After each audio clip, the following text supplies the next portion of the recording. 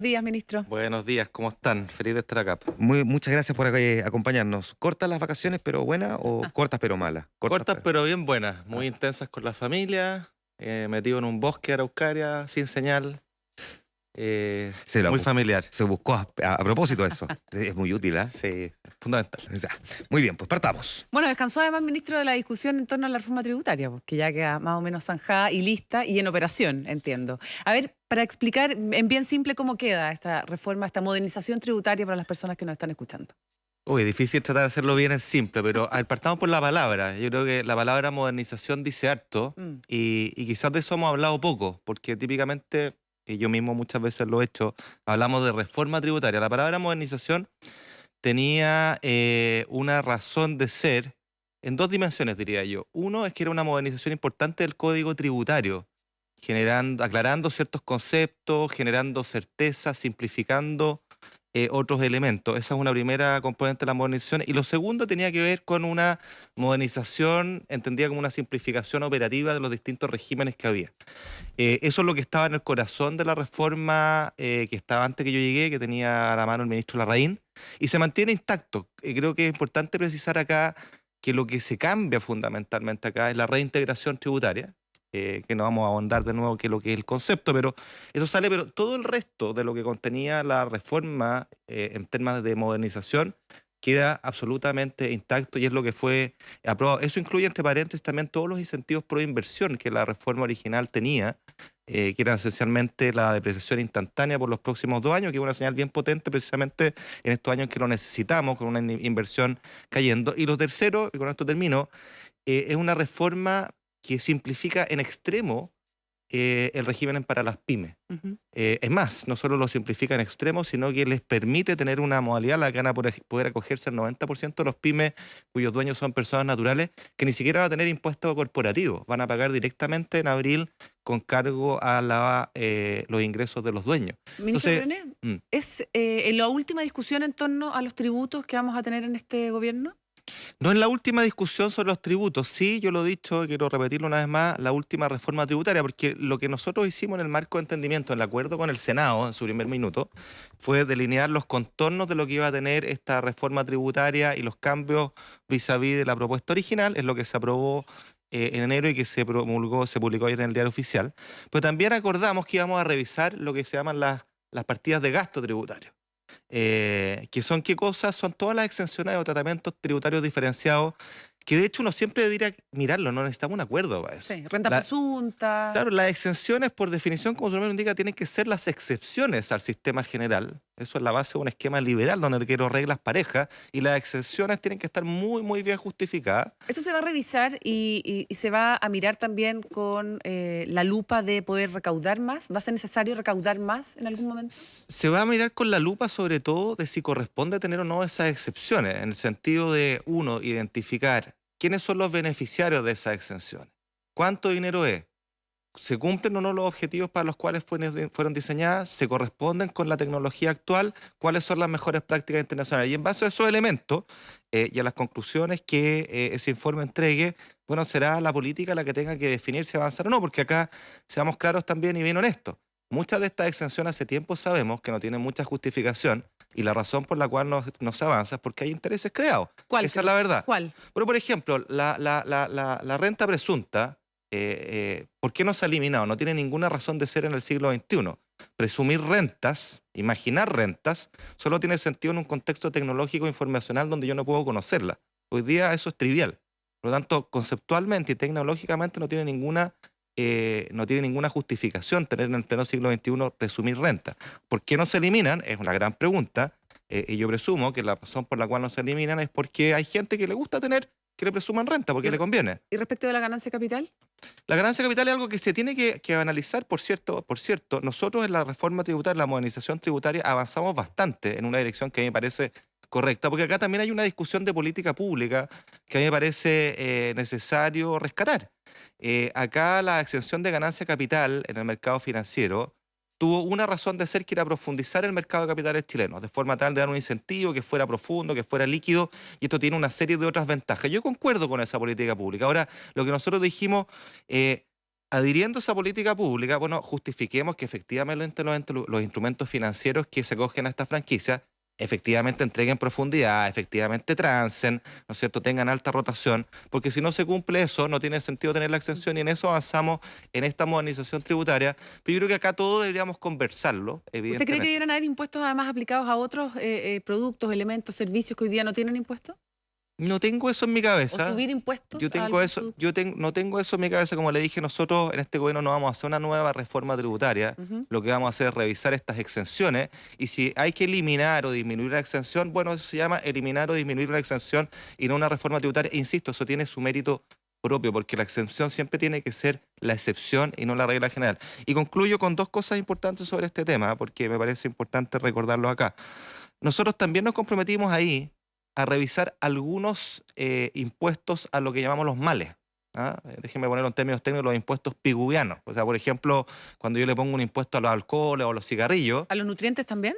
Como en algún momento se... vamos a revisar partidas ahí que tengan que ver con cosas que hacen mal, ¿ya? Y la forma que la economía resuelve sodio, este el problema azúcar. es subir el precio de forma tal de desincentivar los consumos. Y ahí sabemos, por ejemplo, que hay temas que merecen una mirada. ¿Cómo está nuestro impuesto a los alcoholes? ¿Es la estructura tributaria adecuada? Hoy día estamos grabando el valor y no el contenido de alcohol. La Ujú. lógica económica dice que debería ser lo segundo y no lo primero. Ujú. Penalizando de esta manera además a los emprendedores, porque usted comprenderá que una cerveza de alto valor agregado, pero de bajo contenido alcohólico, hoy día paga un impuesto grande a ese emprendimiento, esa gente que le agrega valor a un producto artesanal, en desmedro de el contenido alcohólico, que es lo que debería importar acá. Pero todas esas son discusiones que hay que tener. Y lo último, y esto es súper importante, el acuerdo tributario tiene el marco de entendimiento tiene una precisión fundamental. Dice, si nosotros avanzamos en eliminar alguna exención, eso supone mayor recaudación, pero dice una parte significativa de esa mayor recaudación va a ir a bajar la tasa de impuesto de la cual proviene. Es decir, si yo, por ejemplo, elimino una exención en renta, en impuesto de la empresa, bueno, lo que dice esto, una parte va a ir a arcas fiscales, pero una parte significativa va a ir a bajar la tasa corporativa. De forma tal de que la exención de algunos Ya. vaya en beneficio de muchos. Y si hacemos eso con el IVA, será lo mismo con el IVA. Y eso me parece que es un criterio rector bien importante, porque acá no todo puede ser recaudación. Insisto, estas exenciones tienen que revisarse en su mérito, porque la excepción siempre tiene que justificarse, por definición. Estamos conversando con el ministro de Hacienda, Ignacio Briones. Ministro, solo para despejar una cosa que usted dice a propósito de no hacer una nueva reforma tributaria, en algún momento, probablemente no hoy día, no mañana, quizá en un año o 2 años más, nos vamos a encontrar con la necesidad de que vamos a necesitar más recursos para financiar tantos programas sociales que la gente reclama y que probablemente y de forma muy legítima vamos a necesitar también. ¿De dónde se van a obtener los recursos si es que usted considera que no se necesita una nueva reforma tributaria? Porque si hay una cosa que probablemente la clase política de forma transversal y más allá de la clase política, la ciudadanía le ha valorado bien, es que usted dio vuelta a la ecuación, por decirlo de alguna manera, y ha planteado, primero veamos cuáles son las necesidades y luego cómo financiamos, pero todavía no tenemos claro la profundidad de esas necesidades y cómo las vamos a financiar. Bueno, yo creo que la pregunta que tú haces es fundamental, es la pregunta de fondo. Porque a ver, vamos por parte. Uno debería primero creerle a la evidencia. O sea, la evidencia muestra que los países, por las razones que sean, cuando son más desarrollados, tienen mayor carga tributaria. ¿Ya? Por lo tanto, si Chile aspira a ser desarrollado, va a tener mayor carga tributaria. Y eso no hay que temerle. Eso es una regularidad empírica y hay muchas justificaciones, ¿no es cierto? Las necesidades son más complejas. En fin, ¿no? Hay cuestiones más, demandas más complejas que financiar y que requieren recursos. Segundo, creo que es muy valioso rescatar que en Chile tenemos un consenso transversal, desde la izquierda hasta la derecha, que dice relación con la responsabilidad fiscal. Y esto se plasma en qué cosa, en que acá gastos permanentes tienen que ser financiados con ingresos permanentes. O sea, afortunadamente Chile no es de esos países donde el consenso es más bien el contrario, que tengo necesidades de gasto permanente y las voy a financiar de cualquier manera, con deuda, por ejemplo. Bien sabemos que la deuda puede servir para un día, para dos, pero no para siempre, porque las deudas hay que pagarlas y cuando estoy con la soga hasta el cuello, la verdad es que el remedio termina siendo peor que la enfermedad. Entonces, bajo ese concepto tú tienes toda la razón. Si nosotros vamos a tener en el mediano o largo plazo demandas sociales exigentes que financiar, va a haber que encontrar los recursos. ¿Ya? Pero ¿qué es lo que hemos planteado nosotros? Uno, con mucha honestidad, como gobierno estamos convocando, y eso no era parte de los compromisos del acuerdo, es algo que nosotros como gobierno lanzamos de mutuo propio, una comisión tributaria que se abocara a reflexionar precisamente sobre la pregunta que tú haces. cuál es la hoja de ruta tributaria de Chile de mediano a largo plazo. Es decir, cuál debiera ser la carga tributaria, no hoy día, porque hoy día yo te diría, y así hemos hecho los números del Ministerio, nuestra carga tributaria luego de la modernización tributaria está bastante alineada con nuestro nivel de desarrollo. Podría ser un punto más, un punto menos, pero ahí estamos. ¿Ya? Pero en el mediano a largo plazo, ¿cuál debiera ser? ¿Y bajo qué criterios debería ir subiendo esa carga tributaria? Nosotros hemos planteado que contra crecimiento económico, porque nosotros nuestra carga tributaria hoy día está del orden del 20%, la OCDE, correctamente medida, está del orden de 25 26. Tenemos 6 puntos de brecha de carga tributaria, eso es cierto. Es un dato, es innegable. Pero también tenemos $17.000 de ingreso per cápita de brecha. Entonces aquí uno no se puede saltar 20 pueblos, la verdad es que tiene que ir haciendo las dos cosas a la vez. ¿Tiene que ocurrir a medida que Chile vaya creciendo? Sí. ¿Tiene que haber un compromiso creíble de que esto ocurra? Sí. Y por eso que a esta comisión le hemos pedido que precisamente dibuje esa hoja de ruta tributaria, proponga al país cuál debiera ser la gradualidad con que esta carga va subiendo, contra qué criterio y, fundamental, ligado a la discusión anterior, eso te va a llevar naturalmente también a revisar la estructura tributaria, porque la plata de alguna parte tiene que salir. O sea, una cosa es decir, necesito 2 o 3 puntos del PIB más de carga tributaria, luego la pregunta es ¿de dónde los saco? Aprovechemos uno de los elementos que usted menciona que es clave, el crecimiento económico, para mirar desde el punto de vista local. Luego nos ampliamos a una mirada un poco más internacional del crecimiento para este año. Y evidentemente no hay cómo, digamos, evitarlo. Parte importante del crecimiento depende fundamentalmente de las certidumbres o incertidumbres que procesos como el que estamos viviendo se van generando. Si hay incertidumbres en un año de elección presidencial, en un año donde además estamos discutiendo sobre una nueva constitución, evidentemente que esas incertidumbres pueden ser aún mayores. Déjeme primero llevarlo a el corto plazo. ¿Qué es lo que más le preocupa a usted del mes de marzo? Bueno, hay varios focos de preocupación, pero yo la preocupación subyacente que tengo, porque ahí descansa todo lo que hemos hablado antes, y en particular esta hoja de ruta de largo plazo social, que yo creo que para Chile es fundamental tener esa discusión, es fundamental tener una discusión responsable de cuáles son las prioridades y una discusión responsable de cómo lo financiamos. Creo que nosotros de verdad tenemos la oportunidad de dibujar cómo va a ser este país los próximos 20 años, de mirar a un Chile 2040. Por lo tanto, ¿qué es lo que le preocupa de marzo? Y espérate, y si no hacemos ese ejercicio bien, la verdad es que podemos farrearnos esa oportunidad por un lado o incluso ir por rumbos equivocados. Y me preocupa, mi principal preocupación en esa reflexión es por nuestra democracia.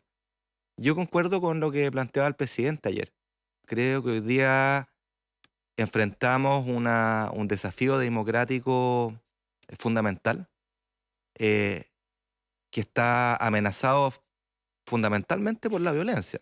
Una violencia que no ha cejado, y en particular con un ingrediente que a mí me parece extremadamente peligroso, que no hayamos sido capaces de rescatar, que es la legitimidad del uso de la fuerza estatal cuando corresponda. O sea, esa palabra, legitimidad del uso de la fuerza estatal, por distintas razones, hoy día está completamente desprestigiada, en parte porque las fuerzas policiales cometieron errores, ha habido violaciones de derechos humanos, pero eso no nos puede llevar, ¿no es cierto?, a deslegitimar el principio, el concepto subyacente, que es el que fundamenta la existencia del Estado y del Estado de Derecho. Sin eso, todo lo demás que hablemos, agenda social, formas de financiamiento, reforma tributaria y por supuesto crecimiento, es una fantasía. Este es el piso necesario, la condición necesaria para toda esa discusión tan necesaria que nuestro país tiene. Y por eso que el llamado al presidente me parece fundamental. O sea, acá hay un llamado a defender la democracia. Aquellos que avalan la violencia indirectamente están condenando la democracia. ¿Quiénes son los que avalan la violencia? Yo creo que hay mucho avalamiento tácito. Yo no he visto a nadie directamente decir, oye, vayan a delinquir. Eso es cierto, ¿ya? Pero como decía el senador Insulza, yo creo que ha habido ambigüedad en condenar con claridad y en sobre todo pasar de los dichos a los hechos. Un día se dice una cosa, otro día otra, en una declaración se dice A, en la otra se dice Z. Yo creo que acá, José Manuel, lo que está en juego en términos últimos es nuestra democracia, y esa es la condición necesaria para todas las discusiones fundamentales que tenemos que tener como país. Sin democracia, en un ambiente de no democracia, es imposible hablar de reforma tributaria, es imposible hablar de crecimiento económico y por supuesto es imposible hablar de una hoja de ruta social exigente como la que los chilenos y chilenas están pidiendo. Esa es la verdad. Entonces, si no somos capaces de defender nuestra democracia, estamos en un momento muy complicado y esa es mi principal preocupación. Por lo tanto, solo para cerrar bien esta respuesta, ¿usted siente que está en jaque? Yo creo que está bajo amenaza, evidentemente, cuando los elementos fundantes del Estado de Derecho están está en jaque la democracia. Y no digo simplemente esto como una cosa amenazante, ni mucho menos. Creo que hay otros elementos que también están contaminados por la violencia. ¿Cómo cuáles? Por ejemplo, los liderazgos políticos. Hoy día es una evidencia que cuesta mucho más llegar a acuerdos que antes. ¿Por qué? Porque yo lo he dicho varias veces. Porque uno ve liderazgos políticos que están básicamente apanicados, respondiendo en la corta, yéndose por la movida individual versus la colectiva. Y eso es fruto. Y uno, muchas veces, los propios parlamentarios te lo dicen, oye, a mí me encantaría actuar así, pero la verdad es que me siento presionado, siento temor por actuar asá.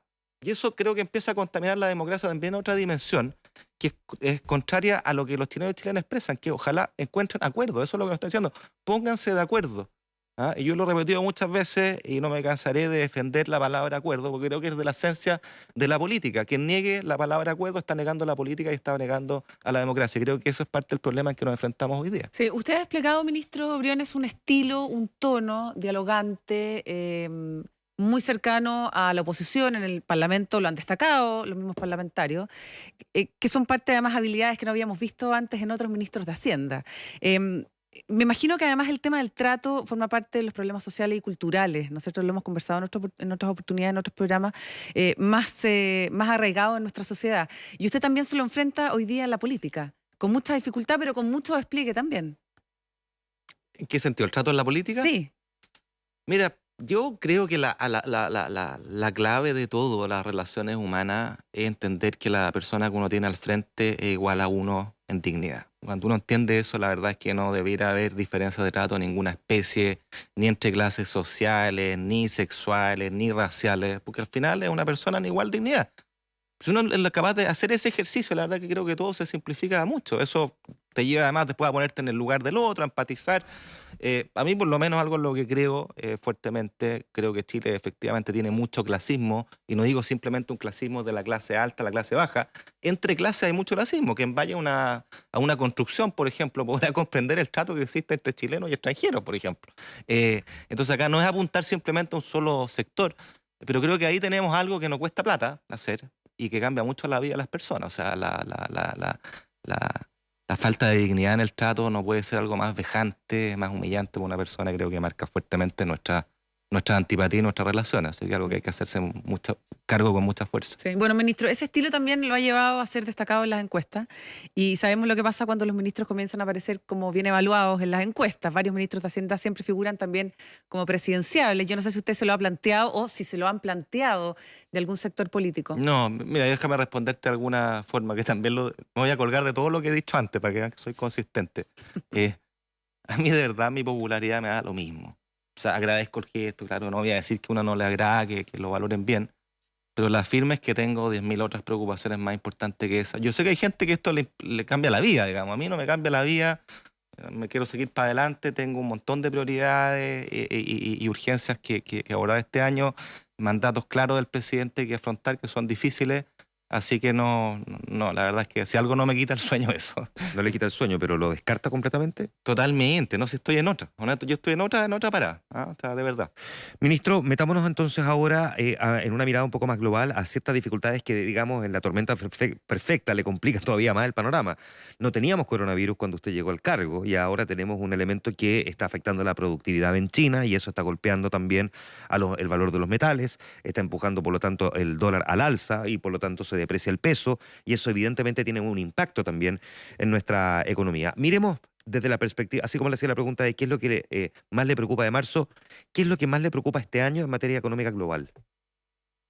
Bueno, claramente es una de las preocupaciones mayores, ¿no? Sin duda. O sea, nosotros teníamos, hasta antes del coronavirus, teníamos un problema que era 100% interno, a diferencia de la discusión eterna que se dio en gobiernos anteriores, cuánto era importado y cuánto era interno en las crisis. O la Esta baja es una inflación. crisis que nosotros mismos... Nosotros teníamos una crisis Claro. completamente interna, que era además una crisis mucho más compleja porque no era económica solamente, sino que era social y política. Pero tenía la particularidad de que, a diferencia de las otras crisis que eran externas, nosotros teníamos la capacidad para poder resolverla nosotros mismos, no dependíamos de otros. Claro, era más difícil porque no era solo el instrumental económico. Pero bueno, salgamos de ahí. Pero hoy día se nos agrega un factor externo que está fuera de nuestro control, si esa es la verdad.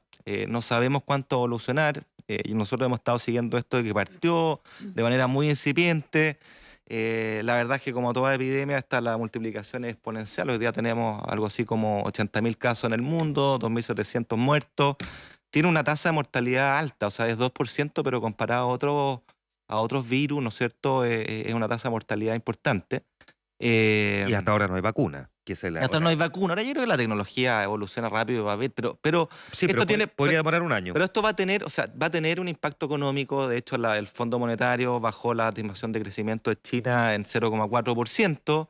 Hay analistas privados que van entre 0,2 y 0,8. El Banco Mundial dice que por cada punto que caiga el crecimiento de China, al cabo de 2 años le pegan 0,5 al crecimiento chileno. O sea, impacto va a haber. Nuestro 50% de nuestro cobre va a China. La economía chilena 30%. igual se podría ver infectada, digamos. Se va a ver afectada, eso no cabe duda. ¿Cuánto no lo sabemos? Por ahora yo creo que el impacto todavía está acotado, es marginal, pero hemos estado viendo efectos en las exportaciones, sobre todo en la logística.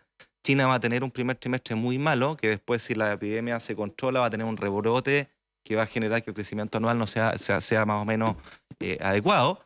Pero claramente acá hay un foco de preocupación importante que es importado, que tenemos que monitorear con mucha fuerza, no solo desde lo económico, sino que como plantea el ministro de Salud ayer en el Consejo de Gabinete también desde la salud pública, nos dio todos los detalles de lo que ellos están haciendo. Pero claramente un foco de preocupación, tú tienes toda la razón. Pega el cobre ha caído casi 10%, su precio desde el 15 de enero. Esos son ingresos fiscales, ingresos alicaídos debido a la falta de crecimiento. Volviendo a tu tema, digamos, crecimiento aquí es fundamental para financiar todo. Entonces sí, es un foco de preocupación sin duda. ¿Su proyección de crecimiento se mantiene en qué para este año? Nuestra proyección de crecimiento no la hemos variado aún, estamos en el 1,3. Estas preocupaciones quiero decir que nos estamos ocupando, a propósito de que tú me das la posibilidad de referirme al crecimiento, porque aquí el plan de reactivación fiscal y de recuperación del empleo, la verdad es que hemos estado súper activos monitoreándolo. El director de presupuesto recordaba que tenemos 70% de las iniciativas que ya partieron, y eso no es accidental, es parte de un diseño de privilegiar iniciativas chicas que sabíamos que podíamos apuntalar. Hemos apoyado a la pyme y con eso tenemos varios indicios que han generado, ¿no es cierto?, que han permitido que el crecimiento se haya mantenido y no se haya desplomado. Pero estamos muy activos midiendo, monitoreando esto y sobre todo ocupándonos, porque hay que pasar siempre de la preocupación a la ocupación. ¿Ministro, le preocupa el precio del dólar? Claro que me preocupa, claro que me preocupa. El precio del dólar es directa consecuencia de esto. O sea, baja el precio del cobre, son menos dólares en la economía chilena, sube el tipo de cambio. Hay algunos que anticipan que cercano al plebiscito, en caso de ganar el apruebo, podría estar en torno a los 8.40. Mire, yo no tengo la bola mágica como a esos algunos, nunca la he tenido. ¿Cuál es un mal valor del dólar para Sí. usted? A ver, es que el mal valor del dólar, la verdad, déjame responder de esta manera. El mal valor del dólar es cuando se aleja de sus fundamentales. O sea, por ejemplo, lo que tuvimos en noviembre, Sí. que llevó a la intervención del Banco Central, era un mal valor del dólar, no solo porque estuvieran los 800 o 810, sino que porque se desviaba de los fundamentales, y eso es lo que lleva a la intervención. A mí, mientras el precio del dólar esté de acuerdo a los fundamentales, me parece que es correcto. Ahora, no hay dos misterios acá. O sea, un país que le va bien, un país que crece, es un país que tiene una moneda apreciada y no depreciada. Eso no es verdad, uno nunca ha visto, porque hay gente que cree que cuando el peso se deprecia es una maravilla, en circunstancias que debiera ser más bien al revés. Cuando se aprecia es porque la economía le está yendo bien. Una última cosa, ministro. Usted ha hablado en varias oportunidades de la clase política y de cómo tiene que estar a la altura de las circunstancias y del momento que estamos enfrentando. Le pregunto por último si ha estado a la altura de las circunstancias la clase empresarial. Yo sé que no es una sola clase empresarial, pero el mundo empresarial o el mundo privado. Yo creo que el mundo privado en general, hay de todo, por cierto. Yo creo que está en una reflexión profunda, porque ellos entienden perfectamente, pequeños, medianos y grandes, que como todos tienen responsabilidad en esto, no solo lo que pasó, sino que sobre todo las soluciones. Acá, permíteme decir una cosa que dije en nadie, o sea, creo que una de las peores cosas que nos puede pasar es quedarnos en apuntar con el dedo a un sector como si la discusión, maldita, más la verdad, eso es la verdad, está todo siendo binario, todo es blanco y negro, todo es bueno o malo, si nosotros nos quedamos ahí no vamos a llegar a ninguna parte. O sea, acá la verdad la solución es que todos nos ocupemos, pasemos de la preocupación a ocuparnos, y esta cuestión tenemos que solucionarla entre todos, aunque parezca un cliché decirlo. Eso parte por reconocer que todos tenemos nuestra cuota de responsabilidad, porque acá, volviendo al sector privado, se le carga la mano a un solo actor. Y yo me pregunto, hagamos la reflexión interna, nosotros como ciudadanos, ¿cuántas faltas tenemos? ¿Cuántos Transantiago hemos evadido?